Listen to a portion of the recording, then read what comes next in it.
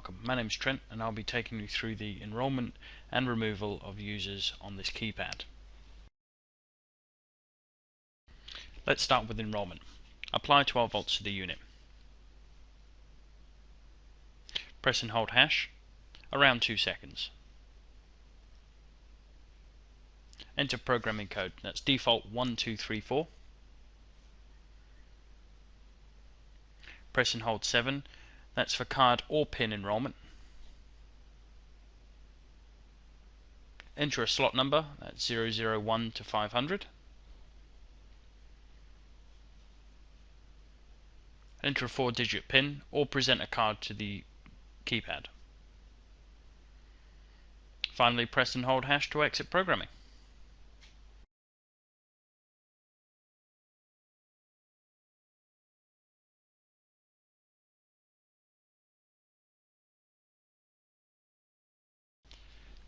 PIN and cards removal.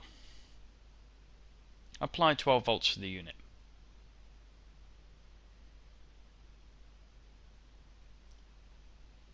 Press and hold hash around 2 seconds. Enter programming code, that's default 1234.